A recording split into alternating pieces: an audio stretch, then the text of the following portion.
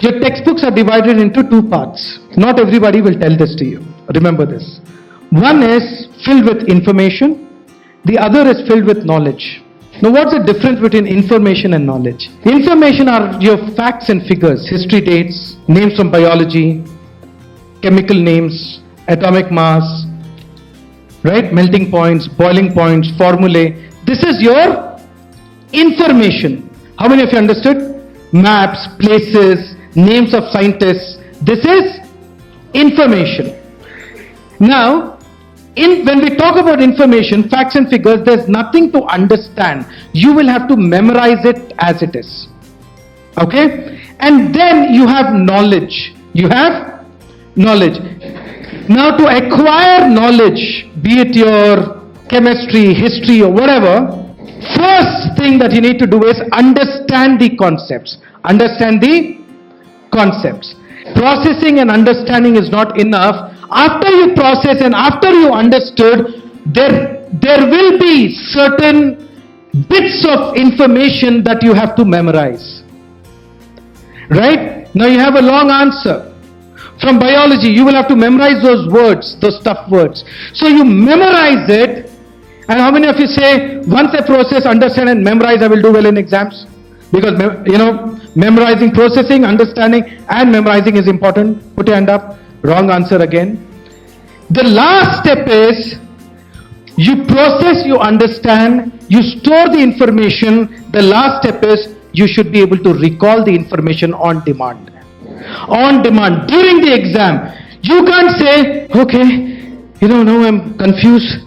I'm not able to write, you're not able to recall. And then you go home, you throw your shoes somewhere, you throw your bag somewhere, you throw yourself on the sofa, and after 10 minutes, aha moment, tan-tan, the answer comes to you. It's of no use, right? You can't come back to the school and say something like, ma'am, I swear on you, I swear on your dog, your husband and everybody. Okay, I knew the answer all along. Please trust me, give me the answer sheet back. I will write and give it to you. I knew the answer. It was all there in my mind. Please give me marks. Ma'am will also say, I've given you marks. Where, ma'am? In my mind. You know the answer in your mind, marks are in my mind, now go home. Right? So that is why you should be able to recall the information on demand. Right? These are the steps. When you take these steps, you can do amazingly well. And let me tell you something, you will start feeling good about yourself, because the antidote, antivirus to your self-doubt is self-confidence. And self-confidence must come from your skills. Not, you just can't say, oh, I can do it. I know I can do it, but are you doing it? Do you know how exactly to do it?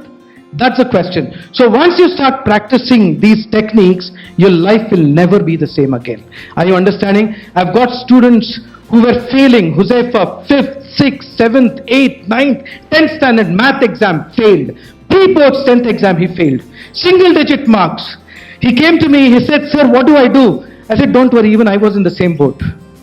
And thankfully, I've dedicated my life to teach students and parents these techniques. I'll teach you. He learned, he applied, and he got a first class in his 10th standard board exams. And not only that, 11th and 12th, he took science, and the subject that he failed in mathematics, without going to coaching classes, he started scoring every test and every exam that he wrote.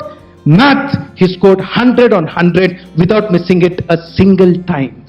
This is a case study, true story. His name is Huzaifa, he's from Bangalore.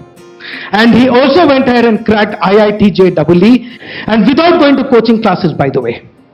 Are you understanding? How many of you understood?